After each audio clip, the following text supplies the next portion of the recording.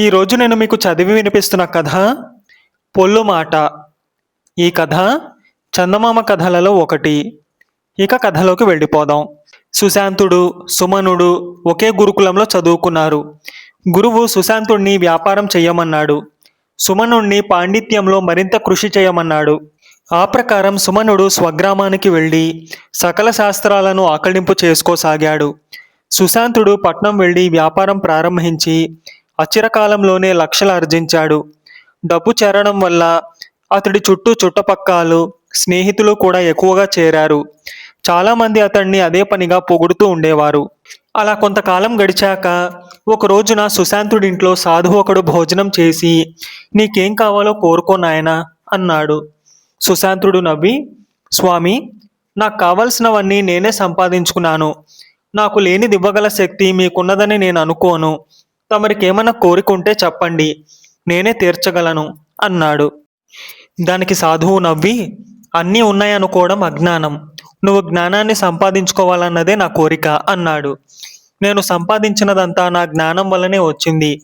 నన్ను మీరు జ్ఞానం సంపాదించమనడం విచిత్రంగా ఉంది అన్నాడు సుశాంతుడు. జ్ఞానం ఉన్నవారు పొల్లు మాట అనరు. నువ్వు అజ్ఞానివి కాబట్టే నా కోరికను తీర్చగలనని అన్నావు. కానీ నేను ఎలాంటి కోరిక కోరతానో ఊహించనైనా ఊహించలేవు. నా కోరికను మానవ మాతృలెవరూ తీర్చలేరని గ్రహించేదాకా నువ్వు జ్ఞానం సంపాదించక తప్పదు అన్నాడు సాధువు.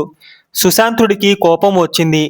అది పైకి కనబడనీయకుండా, పొల్లు మాట అనని జ్ఞాని గురించి తమకు తెలిస్తే చెప్పండి, వెళ్ళి జ్ఞానం సంపాదించుకుని వస్తాను అన్నాడు వెటకారంగా.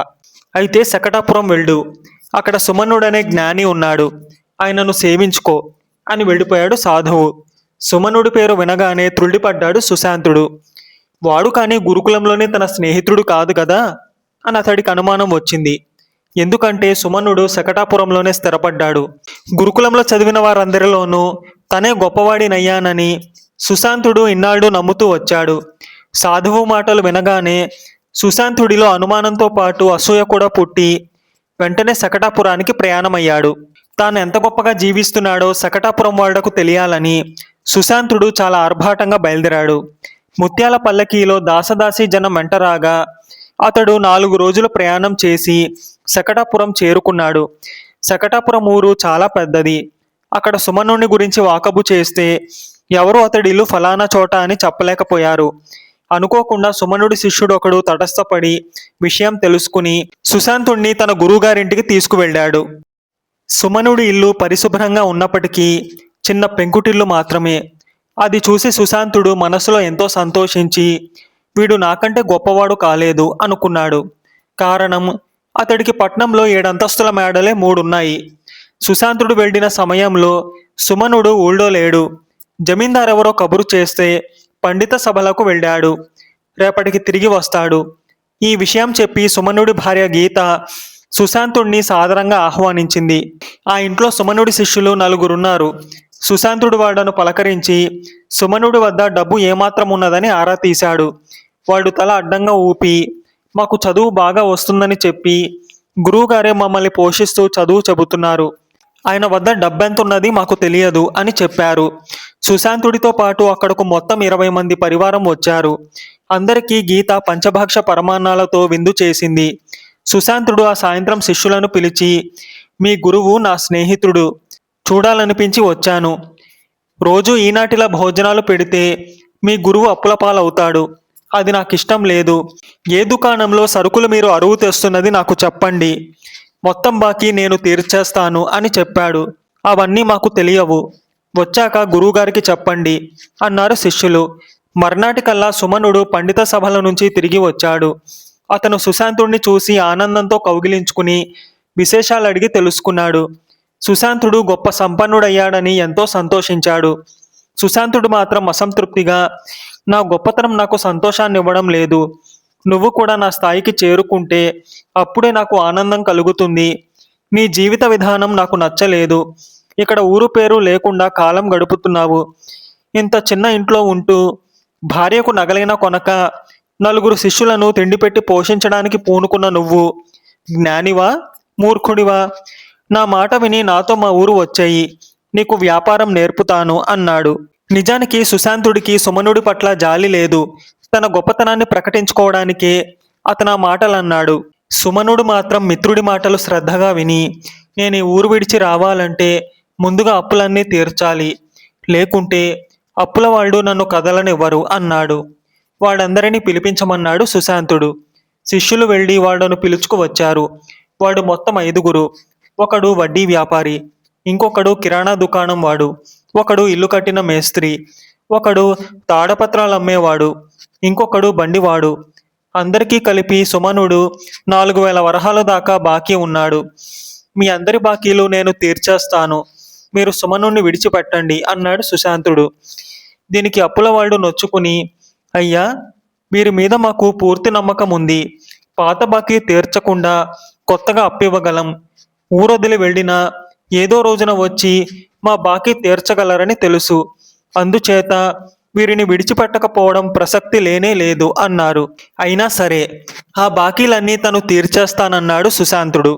అప్పుడు అప్పులవాడు సుమనుడితో, అయ్యా, మా బాకీ తీర్చమని ఏనాడైనా మేము మిమ్మల్ని ఒత్తిడి చేశామా? అయినా ఇప్పుడు వేరెవరో వచ్చి తీర్చవలసిన అవసరం ఏముంది? మీరు ఇలాంటి ఏర్పాట్లు ఎందుకు చేస్తున్నారు అంటూ బాధపడ్డారు. సుమనుడు వాళ్లను సముదాయించి, నా మిత్రుడికి నాపై ఎంతటి ప్రేమానురాగాలున్నాయో నలుగురికి తెలియడానికి నేను పెట్టిన పరీక్ష ఇది. నా బాకీలు మరెవరి చేత తీర్చనివ్వను అన్నాడు. సుశాంతుడు ఆశ్చర్యపడి, నువ్వు నాకు పరీక్ష పెట్టావా? ఎందుకు అని అడిగాడు. ఎందుకేమిటి? రాక రాక నా ఇంటికి వచ్చావు. నీకు నిజంగా నాపై ప్రేమానురాగాలున్నాయని రుజువు అయితే నేను నీకు కోరినది ఇవ్వవద్దా అన్నాడు సుమనుడు. అప్పుడు సుశాంతుడు మరింత ఆశ్చర్యపడి, నువ్వు నాకు కోరింది ఇస్తావా? ఆలోచించుకునే చెబుతున్నావా అని ప్రశ్నించాడు. ఆలోచించకుండా నేనెన్నడూ ఏ మాట చెప్పను, కాబట్టి నిస్సంకోచంగా అడుగు అన్నాడు సుమనుడు. సుశాంతుడికి సాధువు మాటలు గుర్తుకొచ్చాయి. ఆయన సుమనుణ్ణి మహాజ్ఞాని అన్నాడు. జ్ఞానులు పొల్లు మాటలాడరన్నాడు. ఇప్పుడు సుమనుడు పొల్లుమాట ఆడినట్టు రుజువు చేస్తే వాడు జ్ఞాని కాదని అర్థం. సుమనుడిది పొల్లుమాట చేయడం తనకిప్పుడు చిటికల మీద పని. సుశాంతుడు ఇలా ఆలోచించి, నాకు చాలా డబ్బు వ్యాపారంలో చిక్కుబడిపోయింది. ఉన్న పడంగా 20 లక్షల వరహాలు దొరికితే ఒక్కసారి 2 కోట్ల వరహాలు సంపాదించవచ్చు.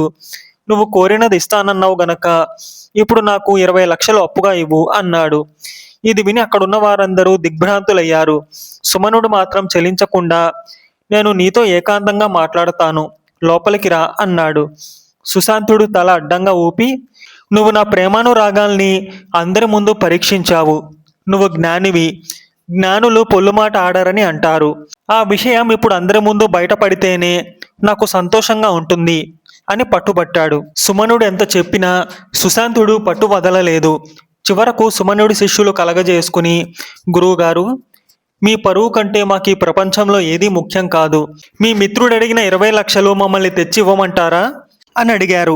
సుశాంతుడు ఆశ్చర్యపడి, పూట తిండికి గతిలేని మీరు నాకు 20 లక్షలు తెచ్చి ఇస్తారా అన్నాడు. సుమనుడు నవ్వి, వాడు పూట తిండికి గతిలేని వాడు కారు, కోటీశ్వరుల బిడ్డలు. జ్ఞాన సముపార్జన కోసం నా వద్దకు వచ్చారు. డబ్బు మనిషికి కృత్రిమమైన గౌరవాన్ని తెచ్చిపెడుతుంది. అది ఇష్టం లేక వాళ్ళ సంపద విషయం నేను వాళ్ళు కూడా రహస్యంగా ఉంచాం. నా విషయంలోనూ అదే. నేను పండిత సభలకు వెళ్ళినప్పుడు రాజాదిరాజులు, కోటీశ్వరులు మెచ్చి ఇచ్చిన విలువైన మణులు, రత్నాలు, వజ్ర వైడూర్యాలు నా వద్ద చాలా ఉన్నాయి. ఈ విషయం రహస్యంగా ఉంచడానికి నేను సామాన్య జీవితం గడుపుతూ ఉంటే ఈ రోజున నీ మూర్ఖపు పట్టుదల వల్ల అందరికీ చెప్పవలసి వచ్చింది. నీ 20 లక్షల వరహాల అవసరాన్ని తీర్చడానికి నా వద్ద ఉన్న ఒక మణిని తెచ్చిస్తే సరిపోతుంది అంటూ గదిలోకి వెళ్ళి ఒక మణిని తెచ్చాడు. సుశాంతుడు మణిని చూసి దిగ్భ్రమ చెంది, నీ మాట పొల్లు మాట చేయాలనుకున్నాను, కానీ నాది పొల్లు జీవితం అని ఇప్పుడు అర్థమైంది. ప్రాజ్ఞుడు, పండితుడు తను అనుకున్నది ప్రదర్శించాలని, ఆర్భాటంగా జీవించాలని అనుకోడు.